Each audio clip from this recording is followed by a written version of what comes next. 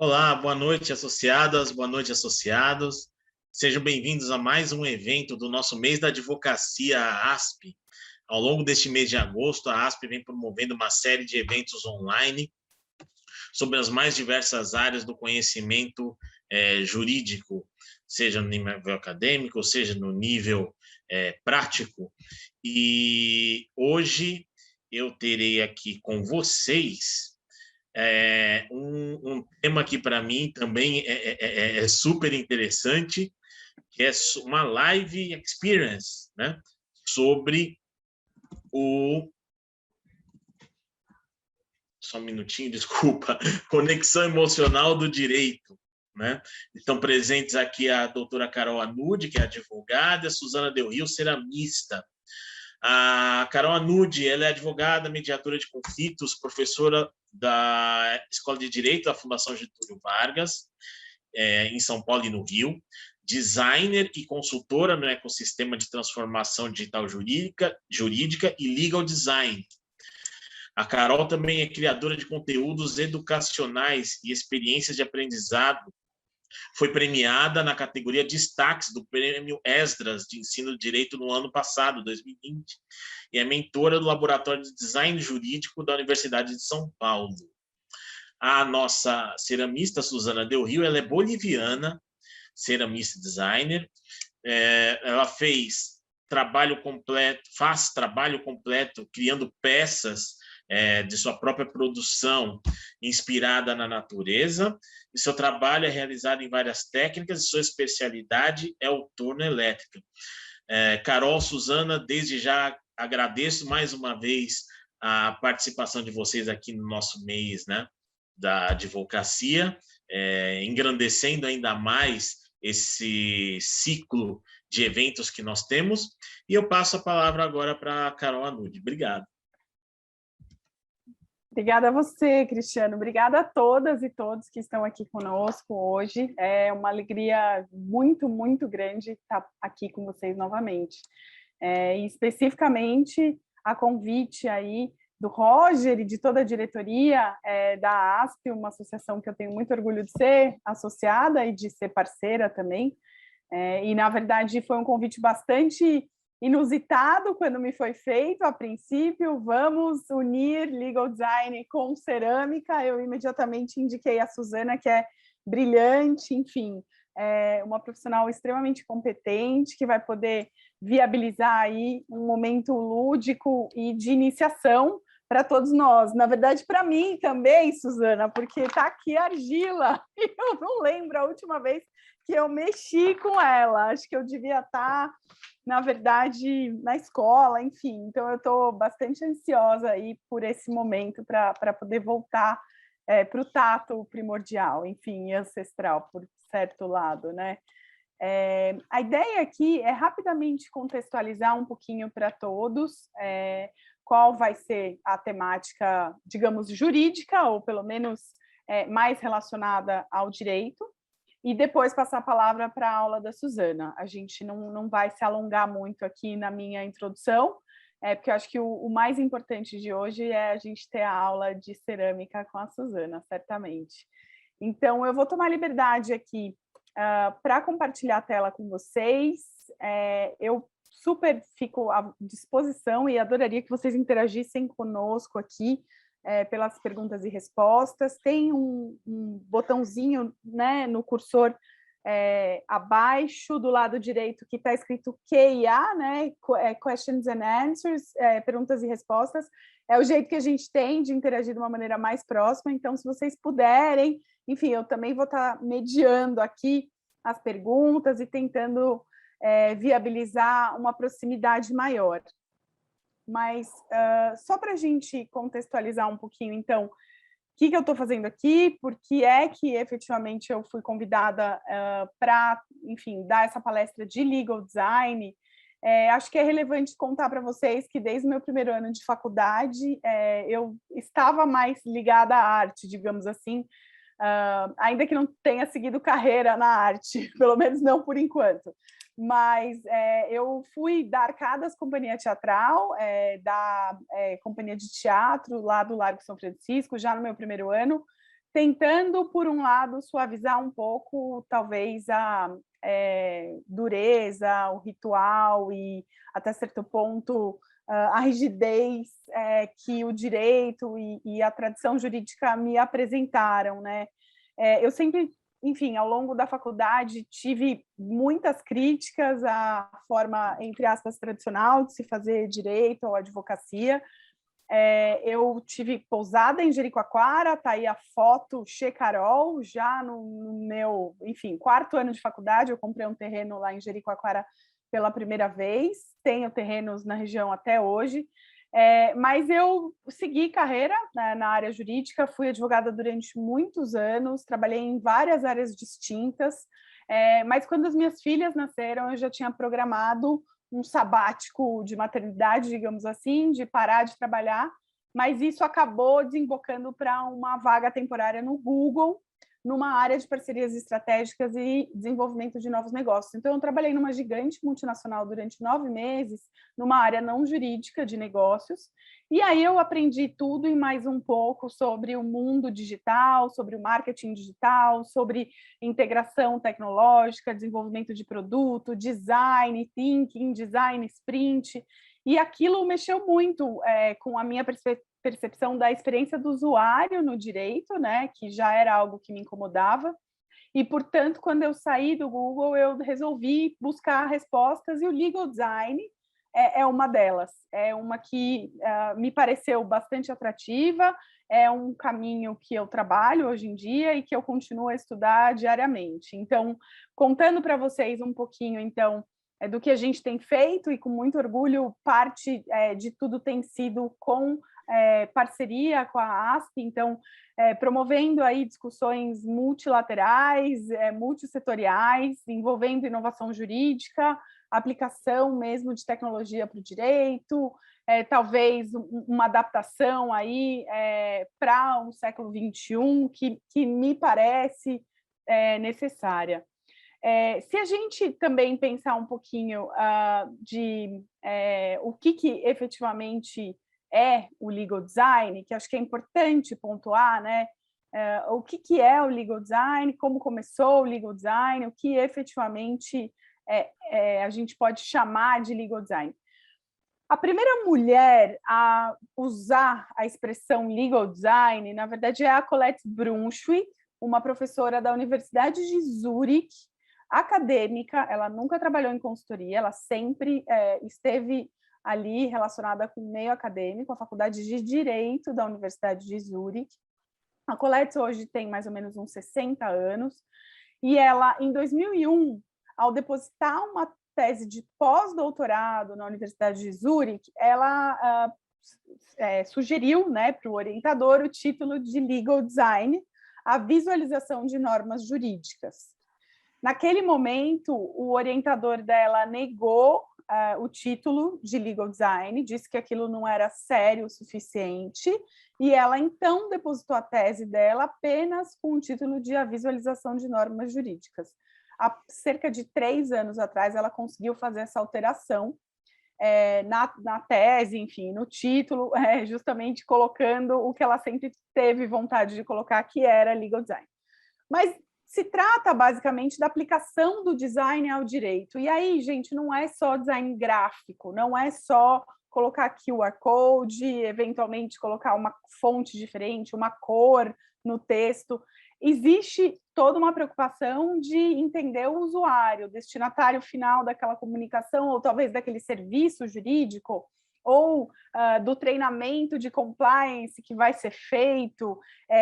No fim das contas, você está preocupado com o ser humano, você está preocupado com a interação e a experiência que aquele ser humano vai ter com normas jurídicas, com documentos jurídicos, com treinamentos que envolvem questões regulatórias ou, eventualmente, de compliance, enfim.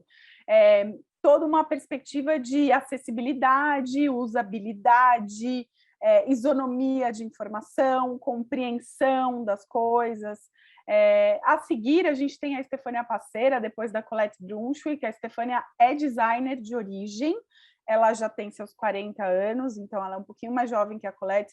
A Colette Zurique, a Estefânia é italiana, mas ela mora na Finlândia, já mora há algum tempo, e ela, então, também professora, também acadêmica, começa a fazer essa junção da aplicação do design gráfico para o direito. Ela conhece na Finlândia a Helena Rapio, que é uma mulher da área jurídica, advogada, consultora, mas também professora e acadêmica. E essas duas mulheres, a Helena tem a idade da Colette, e já se conheciam. Essas duas mulheres, Stefânia e Helena, fazem coisas incríveis aí e continuam a fazer. Então, os melhores projetos, decididamente, que vocês podem olhar por aí, certamente são assinados pela Stefânia e pela Helena Rapio. Depois de algum tempo, então, 2013, a Margaret Hagen, que as pessoas às vezes acham que é a primeira legal designer, mas não é, ela, em Stanford, na Universidade de Stanford, funda o Laboratório de Design de Stanford, o Legal Design Lab de Stanford, em 2013. Stanford é o lugar onde nasce a metodologia de Design Thinking em 1967. Então, Design Thinking é uma coisa nova. Não, é bem antigo. É uma eletiva, uma disciplina eletiva que nasce na Universidade de Stanford em 1967, como uma fusão de engenheiros elétricos e estudantes de fine arts, de artes plásticas. Por quê? Justamente para que o pensamento exploratório, divergente, né, holístico, criativo, fosse utilizado para o desenvolvimento de tecnologia. Porque o pensamento cartesiano, muitas vezes, né, e lógico, matemático de engenheiros elétricos, não necessariamente iria desembocar num desenvolvimento tecnológico que fosse útil para o ser humano ou que tivesse o ser humano no centro do desenvolvimento. Então, muitos autores chegam, inclusive, a fazer essa associação de que o Vale do Silício é o Vale do Silício justamente por conta do design thinking. Então, desculpa, a gente está em casa, né? Então eu tenho duas filhas também, elas estão muito bem cuidadas lá fora, mas vocês vão ouvir eventualmente, esse é o momento do rush, o banho, o sono, então peço desculpas aí por qualquer inconveniente, mas faz parte, né, gente? Estamos todos no mesmo barco. Mas o legal design, então, é uma junção entre o direito e o design, e a Studio Mater é o meu estúdio, enfim, onde a gente desenvolve, eu e a Lorara, minha sócia, algum tipo de consultoria aí que entendemos nós pode auxiliar o engajamento de usuários que precisam lidar com o direito e o compliance. Como vocês veem, a nossa justiça ela é modestamente revolucionária, ela sorri, ela está desvendada, ela é negra, é o tipo de justiça que a gente acredita, né? Uma justiça que quebra um pouco o paradigma de distanciamento, de miopia, cegueira e talvez uma dificuldade aí de associação com o momento civilizacional que a gente vive. E fazemos um pouquinho de tudo, unindo direito com design, mas obviamente eu não presto serviço jurídico ali, quer dizer, eu presto um serviço que, por um acaso, tem aí a felicidade de ter uma pessoa que é fluente em linguagem jurídica prestando, mas não é, obviamente, um serviço jurídico. A gente tem um case bem interessante com a Anima Educação, a adequação de documentos que ninguém queria ler, envolvendo aí a Lei Geral de Proteção de Dados, para todo um awareness, né? Uma campanha de conscientização e documentos diversos que conseguem engajar 32 mil funcionários. A educação é brasileira e tem 32 mil funcionários de todos os tipos, né? De todos os níveis educacionais, de todos os níveis mesmo, e, portanto, a gente tinha que tornar isso um pouco mais palpável e palatável para todo mundo. Eu quero contextualizar só o momento atual, antes de passar a palavra para a Suzana. O Gerd Leonhard na verdade, um futurista de verdade, ele fala sobre futuro há muitos anos, e o Gerd mostra aqui uma curva de convergência de tecnologia. O que é isso, né? Na verdade, toda vez que a gente junta uma tecnologia com a outra, a gente tem potencialmente o surgimento de um novo mercado, de novos desafios regulatórios, de novos problemas legislativos, talvez de estresse aí, de risco ou de novos processos judiciais. Então, isso não está muito longe, né? Se a gente pensar o que aconteceu no mundo e no Brasil quando o Uber entrou, né, no mercado, ou quando o Airbnb entrou no mercado, você tem aí uma outra proposta que, até certo ponto, não é tão convergência de tecnologia, mas é, sim, o desenvolvimento aí de uma nova proposta de prestação de serviço que causa, portanto, um grande impacto na maneira como as pessoas vivem, como se relacionam, como eventualmente lidam aí com questões que antes o direito civil ou o direito constitucional previa de maneira diferente. Então, se a gente pensar numa numa extensão radical da vida, a gente vai ter necessariamente uma pressão muito grande em vários órgãos, potencialmente em várias leis, etc. Então, eu acho que é legal a gente pensar o momento que a gente vive, né, de aceleração aí do desenvolvimento tecnológico, de um mundo cada vez mais líquido, e, por outro lado, entender quais são os sistemas jurídicos do mundo, né? Então, o rosinha e o azul são os sistemas jurídicos que contam com uma base de direito romano. Essa base de direito romano, será que ela convive bem com esse mundo líquido? Né? Esse é o Zygmunt Bauman, que escreveu, entre outras coisas, Modernidade Líquida. É um livro que eu recomendo bastante para quem, enfim, é curioso aí sobre o momento em que vivemos, o que vem por aí. Acho que são perspectivas bastante criativas e enfim, lúcidas no meu ponto de vista. Mas não sei se a gente está com um arcabouço jurídico que é condizente com o mundo que a gente vive cada vez mais. O Fórum Econômico Mundial emite todos os anos diversos relatórios extremamente interessantes, e o de risco, né? O de riscos globais, ele está anunciando pandemia global de longa duração há mais de 10 anos. Não sei se alguém prestava atenção nisso, mas certamente a gente agora vai passar a prestar. E você imaginar que o direito se serve a evitar risco no mundo atual, eu acho que é um pouco, talvez, você não enxergar muito bem a grande realidade do mundo, né? Porque você não evita risco nesse mundo de hoje e você não consegue fazer com que as condições permaneçam as mesmas ao longo do contrato, de maneira indefinida, justamente porque as coisas todas são líquidas, né? E os riscos são muito rapidamente, enfim, alterados, ou, enfim, eliminados, ou vem um novo risco que não estava previsto, etc.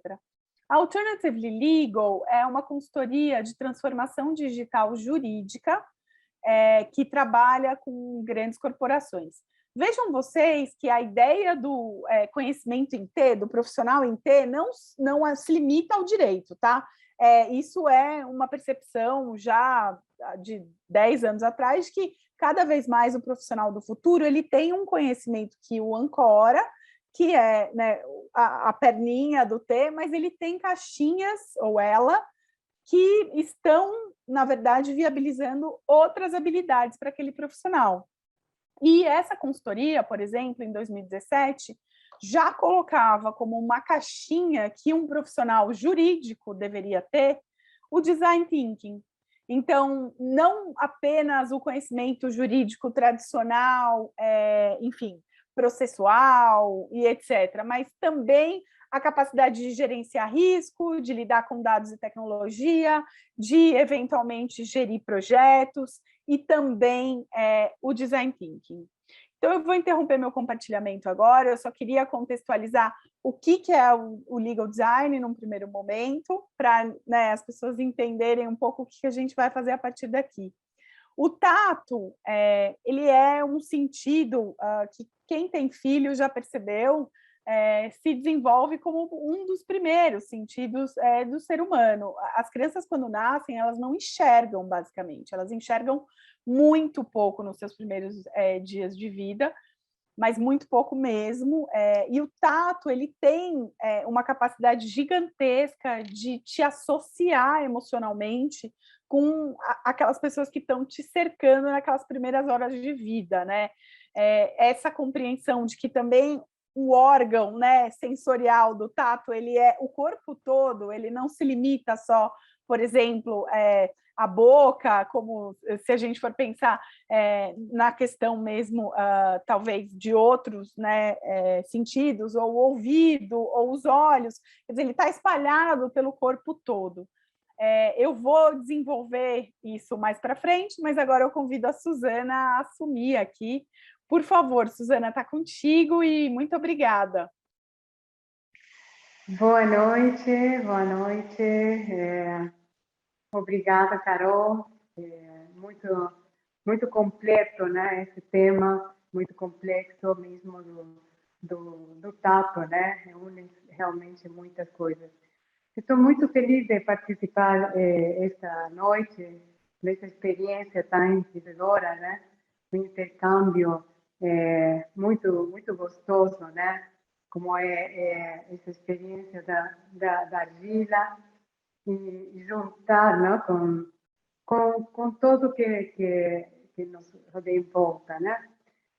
Então, como vocês já sabem, eu sou Susana del Rio, ceramista boliviana. Eu cheguei aqui no Brasil, a primeira cidade que me acolheu foi São Paulo, eu adoro, aliás, e foi onde eu aprendi a trabalhar com cerâmica. Eu sou designer de formação, mas eu sempre fui muito admiradora muito da cerâmica, de todo esse mundo. Eu morei 10 anos no México, né, antes de vir para cá, e esse mundo artesanato, de ver esse resultado, né, nas peças do que é cada pessoa, né? Então você você é um reflexo do que faz na cerâmica, né?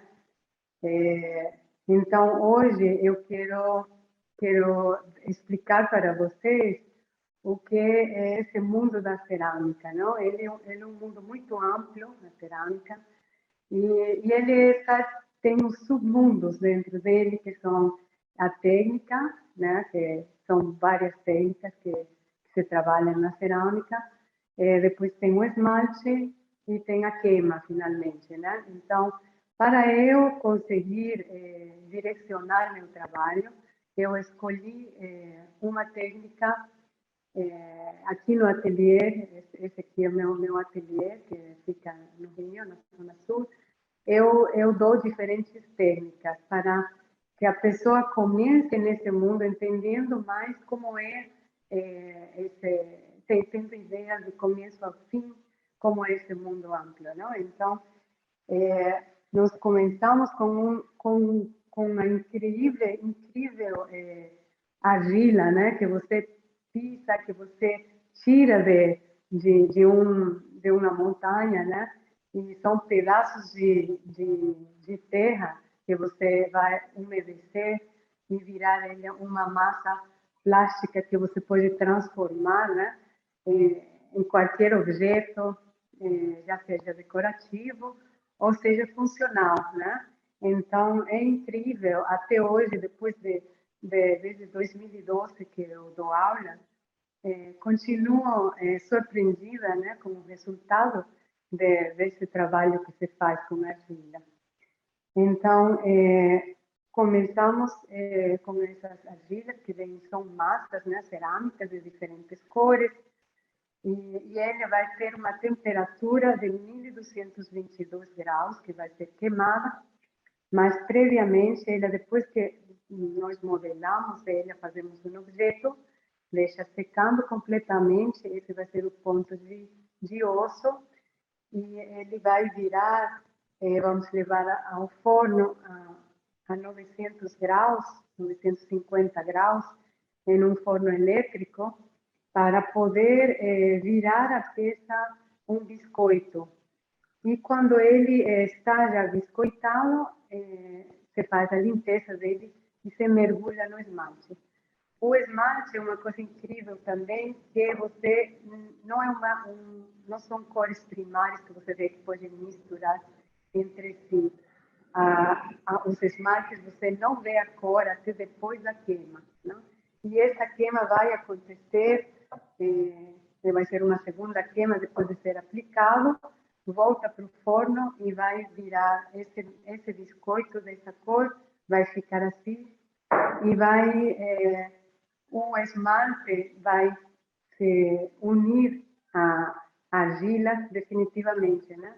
Então vira uma peça vitrificada que pode ter diferentes aspectos, né, no esmalte, que você pode usar, que pode servir para decorar, para segurar, não? Para você colocar diferentes coisas e comer. São diferentes tipos de peças, não? Então, esse seria o processo, começando com a massa cerâmica e depois até transformar ela em uma peça utilitária decorativa, né? Muito resistente por ser. Então, eu vou explicar para vocês, não sei como vai ser agora, se eu vou conseguir receber algumas perguntas das pessoas que estão participando, ou eu vou fazer já a aula. Carol, como que vamos a Cris, como que vai ser essa parte? Eu acredito que você já pode iniciar, viu, Suzana? Pode fazer já iniciar o trabalho. Ok, perfeito. Aqui temos, né, nosso pacote de argila. Temos pensado e vamos fazer 3 objetos. Vamos começar com um pedaço pequeno que caiba na mão, tá? Um pedaço, mais ou menos, devem ser uns 400 gramas, que vamos amassar. Então, primeiro vamos separando e juntando. Esse é um jeito de amassar. Eu vou ensinar agora a técnica mais primitiva, que você só precisa argila e as mãos. Não precisamos nenhum outro instrumento, acessório adicional. Então, vamos fazendo um amassado, que segura com as mãos fechadas, se amassa a argila como amassando pão, mais ou menos, né? E é para homogeneizar a argila, para tirar as bolhas de ar. Então, amassamos um pouco. Essa argila, como é uma argila nova, não? É uma argila que não foi reciclada, já vem pronta para ser usada. Vocês vão amassando, então vai ficar pronta para uso. Aí vocês vão batendo e vão fazendo uma bolinha perfeita. Ela não pode ter pliegues, não pode ter nada, tem que ser muito, muito lisa para facilitar o trabalho que vamos começar. Isso se faz em todas as técnicas, no torno, outras técnicas de placa, porque se ficar alguma bolha de ar dentro, na hora de queimar, não vai ter por onde sair e ela estoura no forno, né? Então perdemos a peça, ou trinca, vários problemas.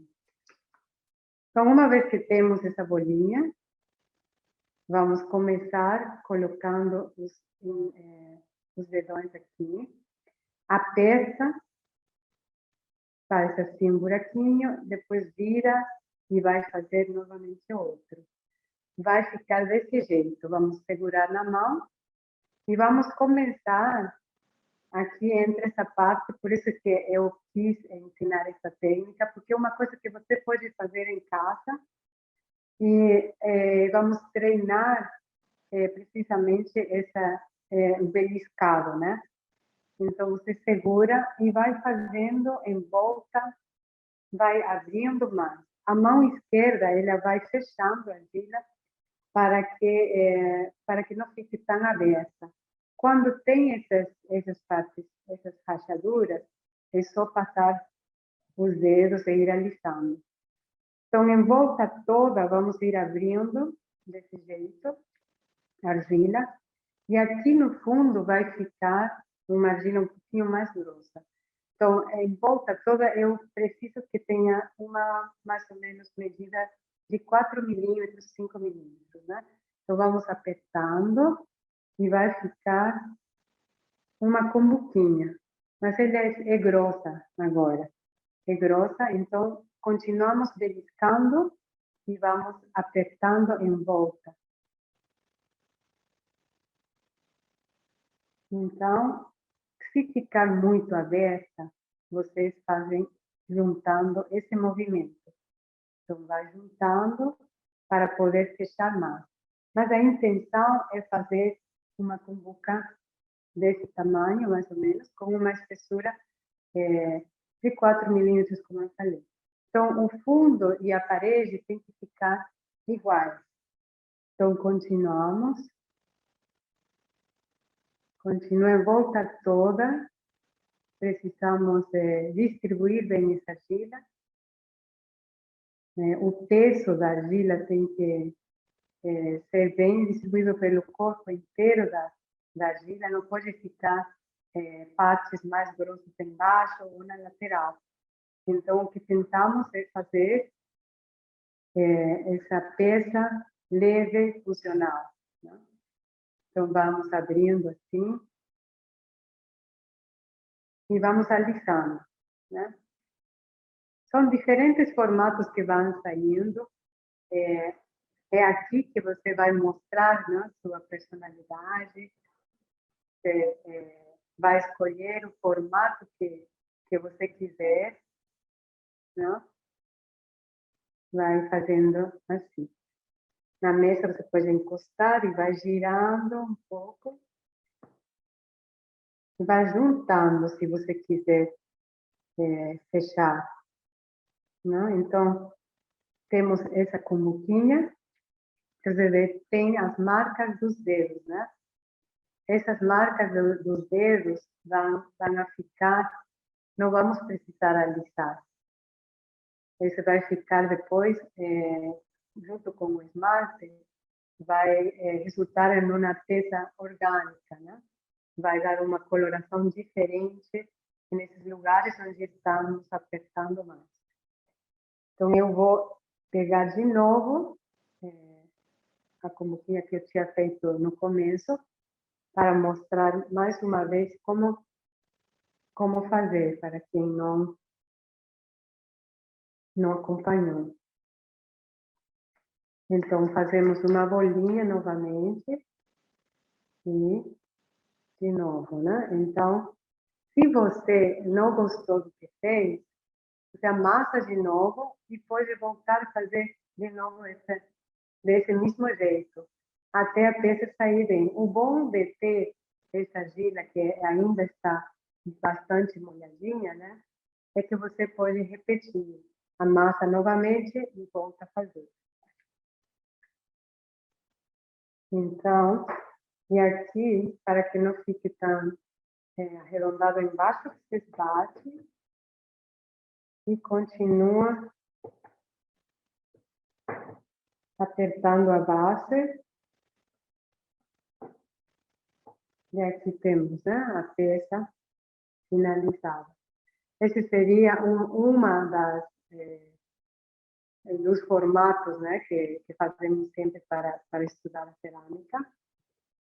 E agora eu vou pegar mais um pedaço de argila para poder fazer um copo, tá? Então, do mesmo jeito, essa é a melhor forma de amassar, quando você não tem uma mesa, né, de madeira, que tem que ser aqui, vai separando e juntando. Então, de novo, vamos batendo aqui.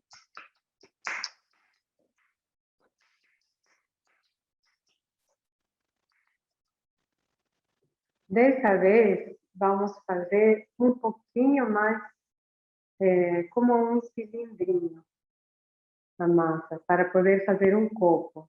Tá? Então, do mesmo jeito, ele tem mais ou menos uns 4 dedos, né? E aqui 3 de medida. E vamos afundar. Afunda o dedão. E agora aqui eu vou manter essa altura e vou beliscando em volta.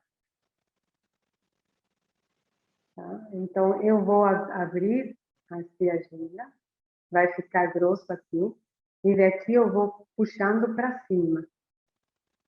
Tá? Então, sempre com esse movimento de beliscado, vamos afinar a parede, o que vai permitir que tenha mais argila bem aqui embaixo e vai subindo. Né? Então, o dedo vai os dedos apertam desse jeito, e aqui embaixo vai afinando.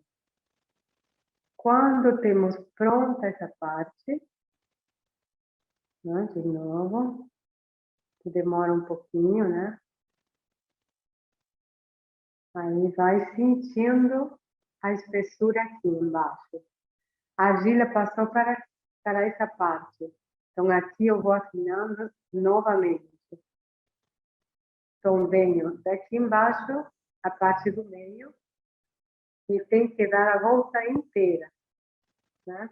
Senão vai ficar um lugar mais grosso e não queremos isso. Então, já vai ficando assim e ainda está bastante fundo, né?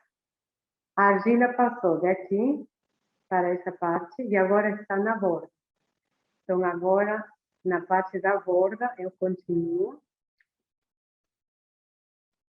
em volta toda. E a outra mão vai apertando para não deixar abrir o potinho. Né? Então, aqui. E vou finalizar depois, pedir a volta inteira, deixando essas marcas. Não importa se a altura não ficou toda por igual. E vou finalizando aqui na borda. Então, às vezes, né, como eu já tinha falado, fica uma ranura. Você só tem que passar o dedo para poder alisar. Então, em volta toda, continuo. Aqui tem uma ranhura. Se ficou seco, vocês pegam um pedacinho de argila e vai colocar em cima do lugar que está rachando e vai modelando. Então, você pode construir e fechar, como eu falei, amassar de novo, se vocês não conseguiram o formato desejado, né? Coloca na mesa e vai fechando aqui para poder fazer um copo, né? Uma coisa mais altinha do que tínhamos feito na primeira vez. Então, como vocês veem, eu posso fazer qualquer formato nessa técnica de beliscado.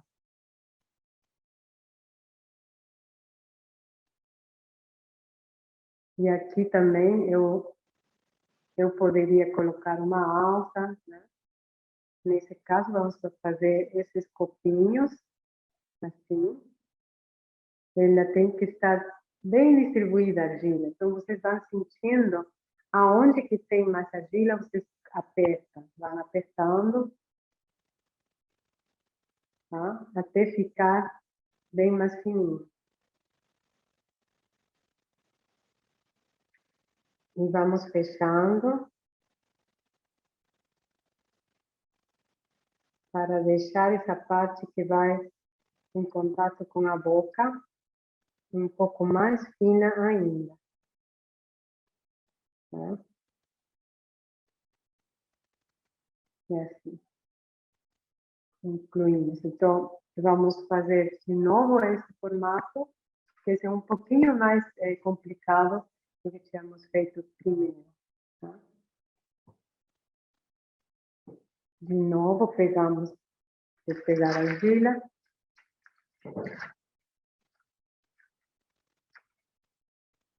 E vou amassando do mesmo jeito. Eu sei que na primeira nem sempre saem, não, os formatos que queremos, mas de qualquer jeito, qualquer potinho que você faça, ele vai conter, vai ter uma função na sua casa, não? Esses potinhos. Então, não importa se no começo não fica exatamente como eu estou explicando. Então, amassou isso novamente, fazemos uma bolinha.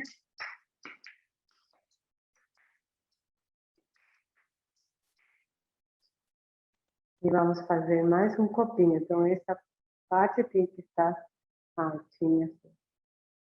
De novo, sempre o polegar primeiro. Quando sente aqui a base, vai fazendo esse formato fechado. E agora a parede.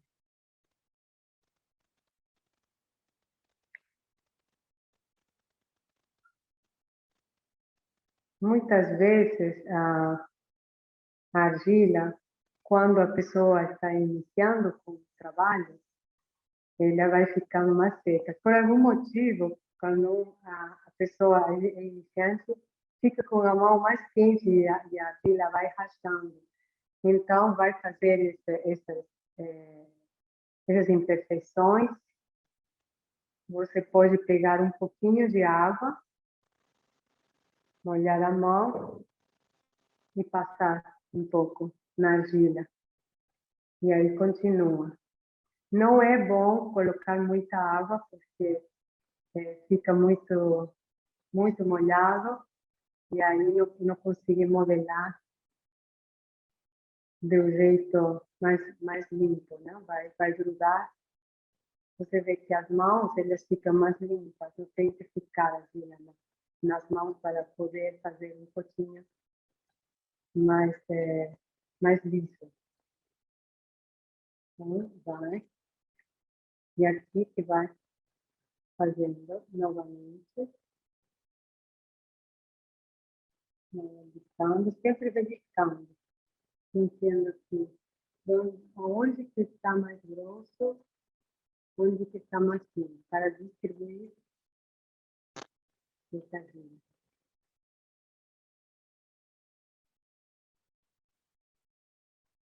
De novo na mesa. E esse pouquinho, ele ficou um pouco mais alto.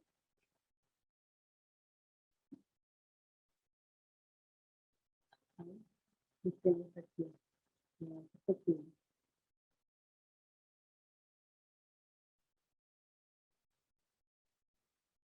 Agora eu vou mostrar para vocês como fazer essas planas.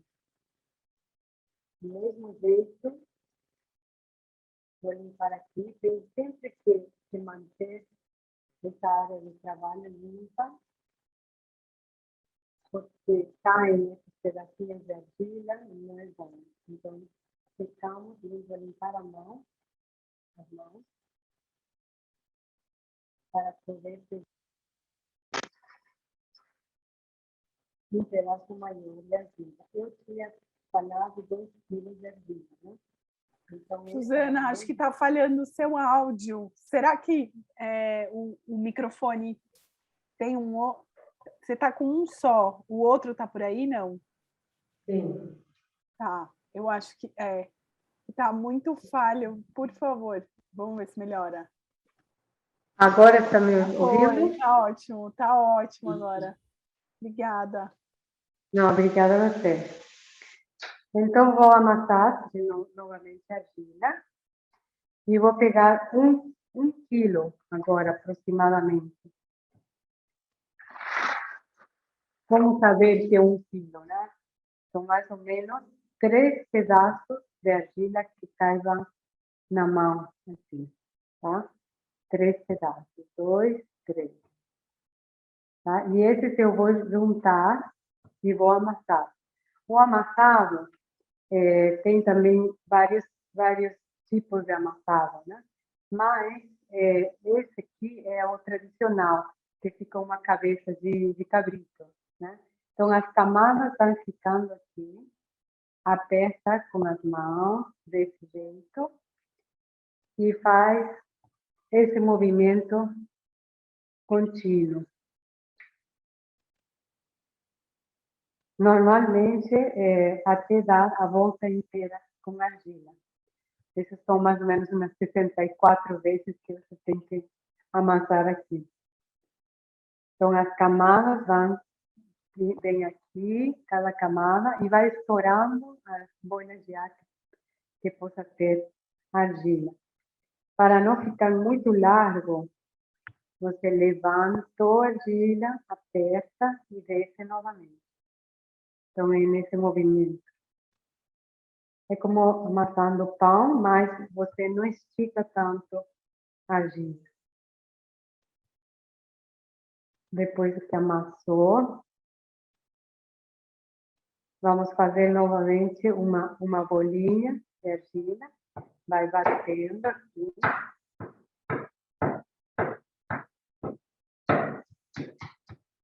E vai fazendo uma bolinha.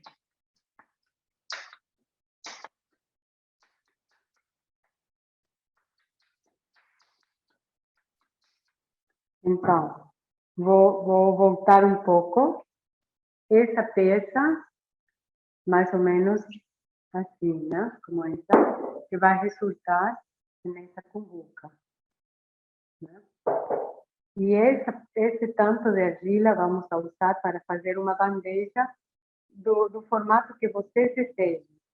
Tá? No caso, vai virar esse aqui, onde vamos colocar os copinhos que fizemos. Né? Tá? Então, vamos fazer, aqui temos os 2 copos, e a cumbuquinha, e agora vamos fazer essa bandeja. Então, amassei.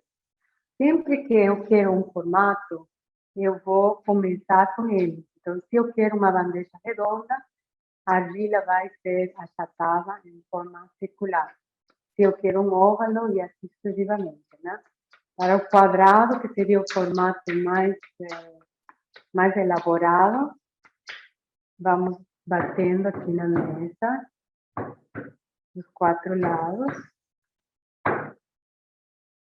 E depois, com as mãos, eu vou fazer esse movimento, uma mão em cima da outra, e vou esticando. De maneira que vai ficando menos grosso, né? E aqui eu vou jogar desse jeito a argila. Então, ela vai sair do centro e vai alargando a argila. Vou batendo aqui e vou alargando ela dos 2 lados. Então, está ficando esse formato. Vou batendo e manipulando para conseguir o formato que eu desejo. Então, aqui as pontas, por exemplo, vou alargando para ficar um quadrado. Estou fazendo esse movimento. Vocês veem que batendo desse jeito, ou jogando assim, você tem que ter esse controle, que você segura a argila e joga na mesa. Depois pega do outro lado e vai jogar assim. Jogando. Com essa parte da mão, eu vou batendo e deixando toda a argila na mesma espessura.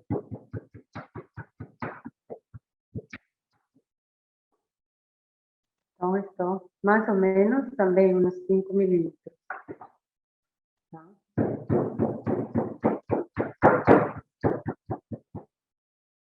Essa vai ser uma bandeja mais orgânica, né? E nessa técnica você até pode ter todas as peças certíssimas e vai alisando. Então, para alistar, você pode adaptar um cartão de débito para poder alistar algum outro objeto, como, por exemplo,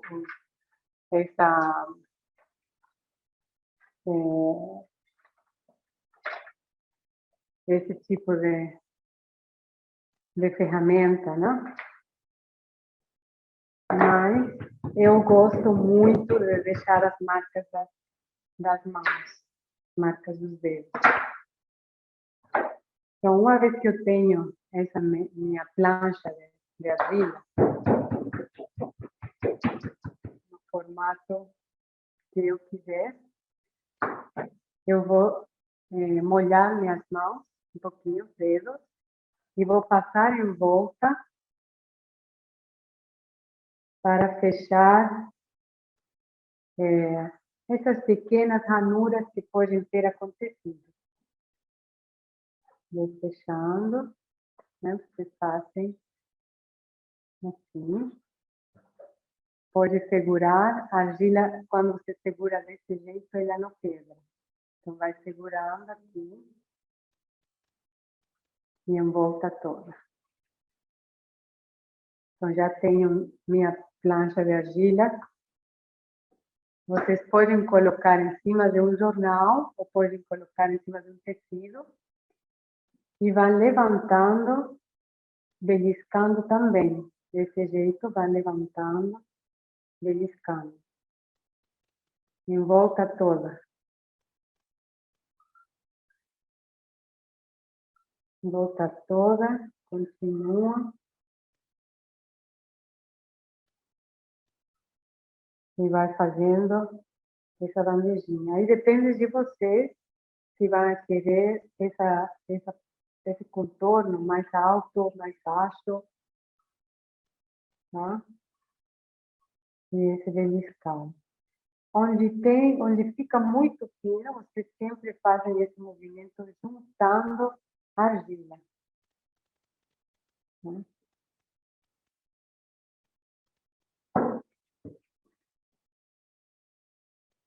Então, vai ficar essa bandejinha. Tá? Aqui, ainda você pode juntar as mãos e apertar para baixo. Vai apertando e vai deixando mais comprimida essa parte para que fique mais regular, né? E sobe aqui a parede. Então, temos nossa bandejinha. Eu deixei bem marcados meus dedos. Deixei super marcado, porque eu gosto muito do efeito que dá. Um esmalte branco, nesse tipo de argila, que queimada vai ficar dessa cor, ele vai deixar todas essas pegadas, não? Esse gesto, não? Dos dedos em volta, não? Que não seria igual se você alisa completamente, né? Aqui eu alisei com um cartão, então ficou desse jeito, não tem uma variação no esmalte. Então, esse está prontinho.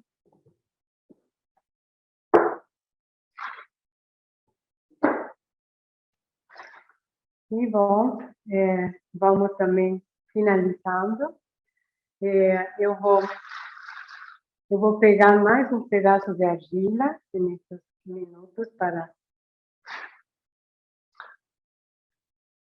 para colocar aqui uma asa em uma das peças que eu fiz, tá? Então, você vai modelando, né, do jeito que quiser. Essa técnica realmente é muito rica, porque você pode apertar do jeito que for, faz um gesto, né, e marca aqui a lista e vai fazendo uma alça. Bate aqui para deixar reto e eu posso colocar na minha primeira peça que eu fiz, né? Claro, eu tenho que calcular bem que não fique muito pesada para o tipo de peça que eu fiz. Então, aqui. E eu vou juntar. Quando a argila está assim, muito molinha, não precisa colocar mais nada do que água para poder grudar uma peça na outra. Então, você junta as duas. Aqui outro pouco de água. E só tem que grudar aqui em volta. Então, tenho uma alça. E vou fazer a segunda. Mesmo jeito. Vou manipulando a argila do jeito que eu quero. Colei. E tenho minha panelinha aqui. Tá? Então, o trabalho com argila é sempre deixando na sua personalidade, escolhendo o jeito que você quer fazer argila. É livre, não? Eu ensino a técnica, mas vocês colocam a sua personalidade nele. Tá? Então, aqui temos as peças. Copinho, peça com alça e a bandeja.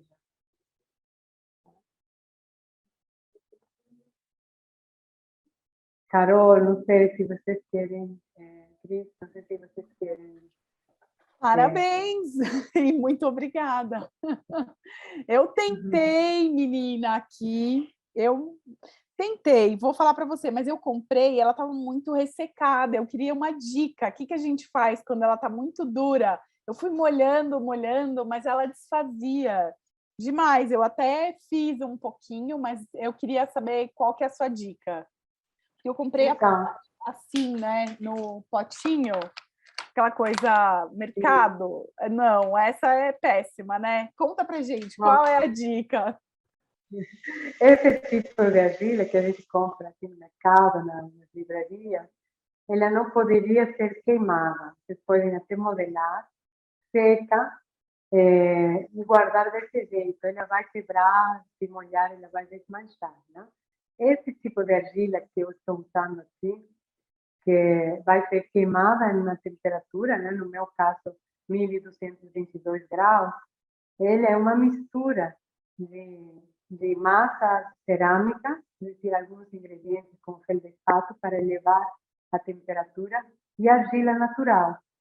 Então, essa argila, se secar, você tem que fazer furinhos nela, faz uns furinhos assim, qualquer argila, e vai molhar desse jeito, fazendo pocinhos aqui.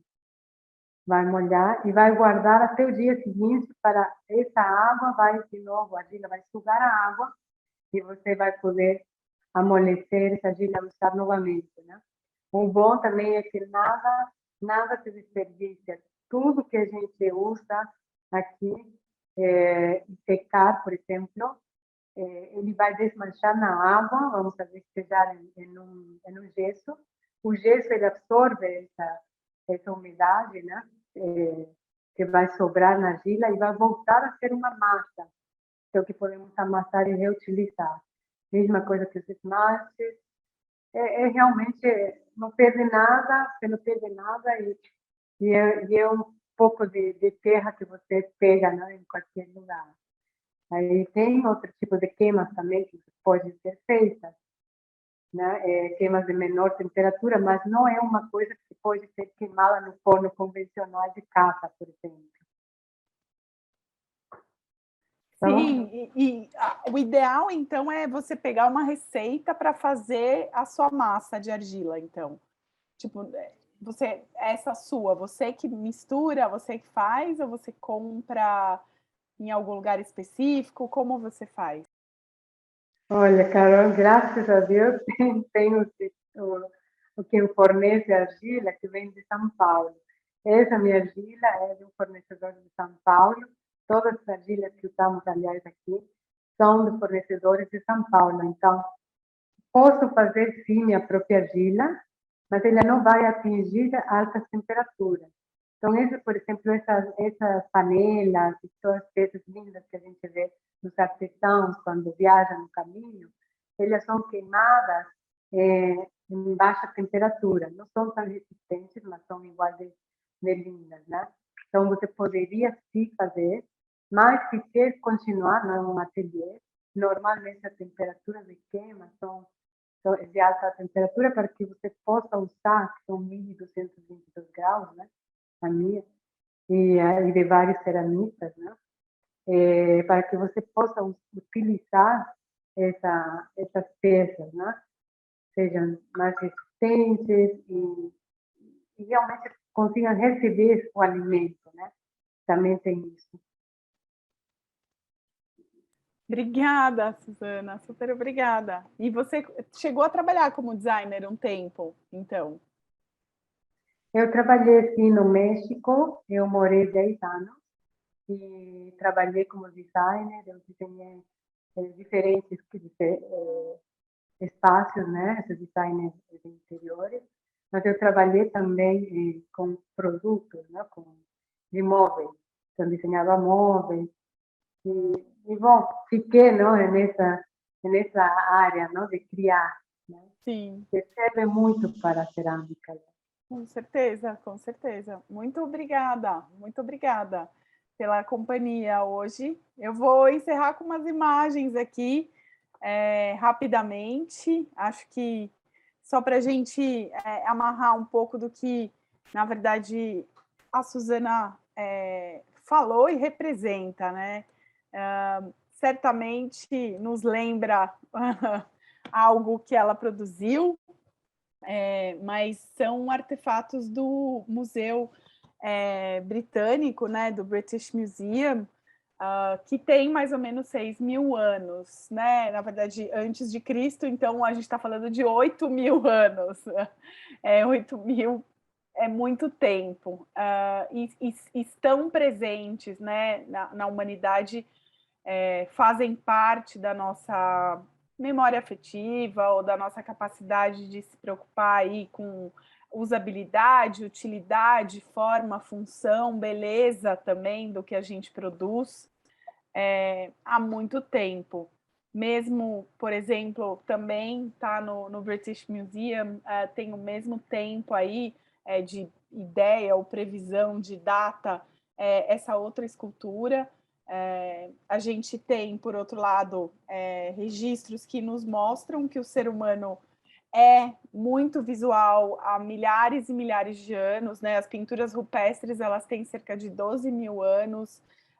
Se a gente for falar das europeias, como essa daqui especificamente, que está em Lascaux, França, a gente está falando de cerca de 13.000 anos, potencialmente.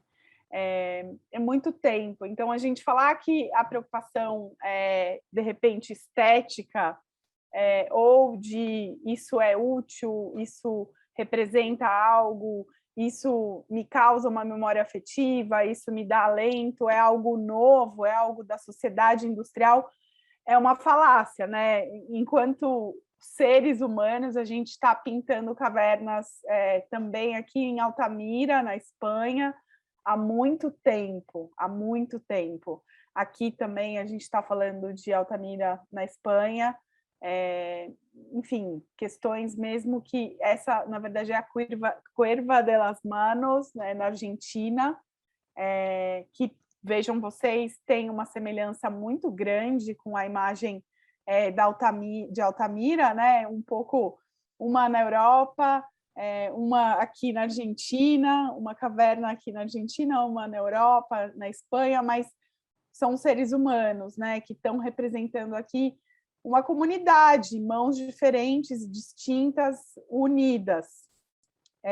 E aqui a Serra da Capivara, que certamente a Suzana pode contar um pouco da técnica de cerâmica, né? Acho que todo mundo deve ter um pratinho ou uma xícara em casa da Serra da Capivara. Acho que é algo que faz parte do nosso cotidiano brasileiro, né? Tanto a cerâmica da Serra da Capivara quanto a cerâmica de Monte Sião, aqui perto de São Paulo, né? Isso é bem tradicional, eu acho, pelo menos na minha vida, enfim. Mas que a gente está falando de pinturas, por exemplo, no Piauí também, Piracuruca, a mão do gigante, e aqui também, enfim, ideogramas, letras, símbolos na mesma localidade. A grande questão que eu quero encerrar é um pouco uma indagação de, bom, esse ser humano de 12 mil anos atrás, de 6 mil anos atrás, ou se a gente for falar de Império Romano, né, cerca de mais ou menos uns 1000 anos antes de Cristo, quer dizer, 6 mil não, 8 mil, né, porque a gente tem que pensar os 2021 a mais. Então, pensando nesse tempo transcorrido, a grande questão é o Corpus Juris Civilis, para quem não se lembra, é um compilado de decisões pretorianas, né, decisões judiciais e de leis e, enfim, ordenamentos aí da época dos romanos. Essa codificação de toda a produção científica, legislativa e de construção mesmo de direito civil, prioritariamente, da época dos direitos dos romanos, ela é ainda hoje vigente, tá? Assim, na verdade, a grande questão foi feito um grande copia e cola do Corpus Juris Civilis para o Código Civil francês, que é o primeiro Código Civil do mundo, e nós, Brasil, né, fizemos um grande copia e cola do Código Civil francês para o nosso primeiro Código Civil. Então, o que acontece, né, historicamente? A gente tem uma evolução tremenda na época dos romanos de direito, né, de direito civil, de institutos do direito civil, de ideias mesmo relacionadas à noção de direito. A gente passa, então, para a Idade Média, onde sabemos muitos outros textos, não apenas o Corpus Juris Civilis, ficaram obscuros, né? Idade das Trevas, enfim, poucas pessoas sabendo ler, isso extremamente trancado a 7 chaves, prioritariamente em Constantinopla e em alguns mosteiros, enfim, conventos, etc., pela Europa. A partir do Renascimento, vários textos e várias obras de produção intelectual, científica e artística que são da época dos gregos e dos romanos vêm à tona. Com isso, com o Renascimento, é que, então, a humanidade passa a olhar para esse corpo de direito civil novamente, e aí a gente está falando do século XVII. E se estuda, se debate, a gente tem, né, o surgimento do Estado moderno, então, do Estado-nação, né, menos feudo, menos concepção de, enfim, reis e dinastias e tal, e com esse Estado moderno a gente elege, então, um código, né? Globalmente a maior parte, então, dos códigos que existem por aí, ou mesmo as nações que têm uma inspiração de common law, né, que seja aí diferente até certo ponto da codificação, elas têm, sim, uma conexão umbilical com o direito romano. Então, esse tempo e espaço do direito romano não me parece que é o tempo e espaço de hoje, de uma sociedade digital, de uma sociedade líquida, de uma sociedade de, assim, absoluto risco e risco difuso, ilimitado, imprevisível, incontrolável, incontornável. Não é um mundo estático dos romanos, em que as pessoas viviam 45, 50 anos também, né? Tem esse plus. em que era normal, talvez, você ter uma categoria gigante de escravos. Isso fazia parte dessa lógica do direito romano. Era normal as mulheres não participarem, né? Então, essa sociedade moderna, né, e romana, não sei se convive bem com a nossa sociedade aqui contemporânea, cada vez mais muito estranha, por um lado, mas muito conectada, muito hiperconectada, fluida, que é horizontal, que trabalha em rede, que tem aí um dinamismo e uma capacidade de se acelerar, né, e de colaborar. Então, termino só fazendo essa ressalva, né? Os artefatos que a Suzana produziu hoje e a noção do tato mesmo, ela traz para a gente, talvez, uma conexão emocional.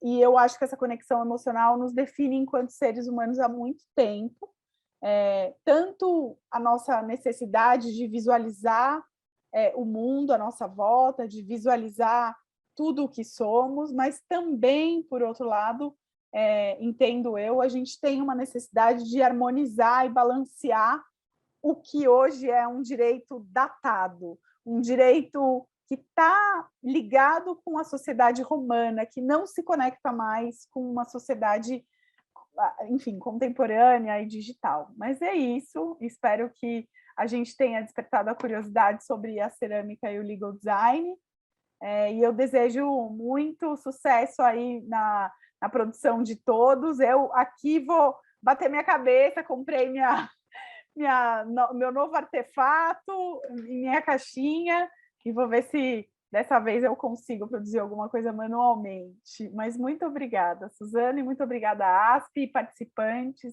associados e associadas.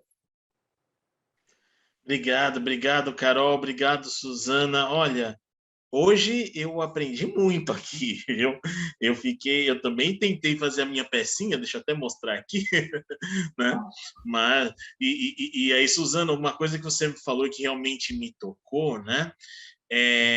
Essa questão da personalidade, né? Quando eu estava manuseando, eu já fiquei pensando aqui que aqui em casa sou eu, esposa, mais 4 filhos. E nós estamos fazendo uma reforma em casa, né? Aliás, dizem que reforma a gente não acaba, a gente desiste dela, né? Mas tudo bem. Enfim, e aí já manuseando aqui o meu pote, eu falei, poxa, mas o que eu vou fazer? Eu vou fazer um vasinho, eu vou fazer alguma coisa? Eu falei, não, eu gosto de cozinhar. Eu já pensei, falei, não, isso aqui vai ser, eu vou colocar um lugar para botar os temperos, não sei o quê, alguma coisa assim, o molho, a gente fala, eu faço churrasco, faço um molho de rúcula, um molho de chimichurri, né? E já pensando em outras coisas assim, então, como você falou, da personalidade, né? E, Carol, falando da importância do legal design e ligar isso ao tato e também aos outros sentidos, vou dar até não vou me alugar muito, mas quero dar um breve testemunho, porque, embora o escritório onde estou, a minha área seja a área tributária, né, é a minha formação, nós também advogamos na área ambiental. E nós tivemos um caso que, inclusive, chegou até o Supremo sobre a queima da palha da cana-de-açúcar, né? A discussão jurídica que estava sendo travada era lei de eliminação gradativa, né, desse método, dessa prática agrícola, contra uma proibição total e imediata, né? E havia aqui no estado de São Paulo e em outros estados do Brasil normas que determinavam essa eliminação gradativa, né?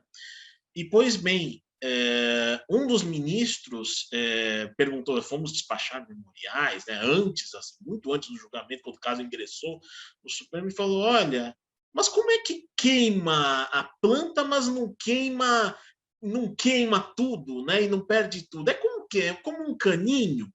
Ele perguntou isso para a gente, e aí surgiu a primeira questão da imagem na cabeça, falou, pá, ele quer imaginar o que está acontecendo, né? Bom, legal, a gente foi explicar tudo.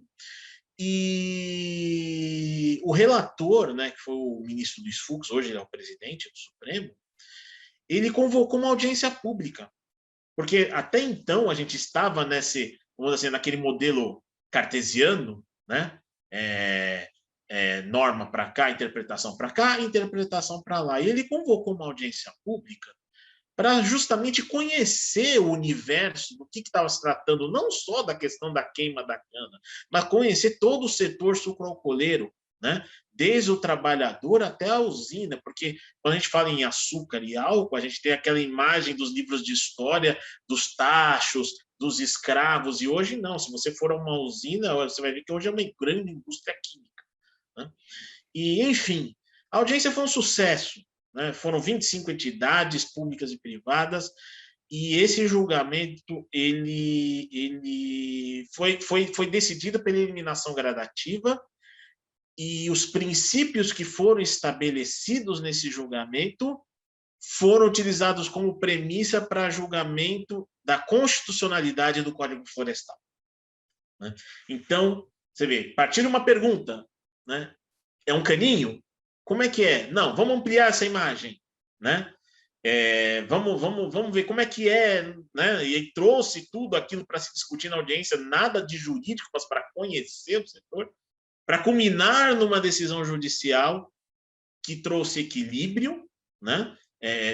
Não só para a questão produtiva, mas também para o meio ambiente, e que depois foi servir de premissa para o julgamento maior, que foi o do Código Florestal Brasileiro, de 2012. Então, vocês veem, né? A gente parte de um pontinho para chegar num ponto maior, né?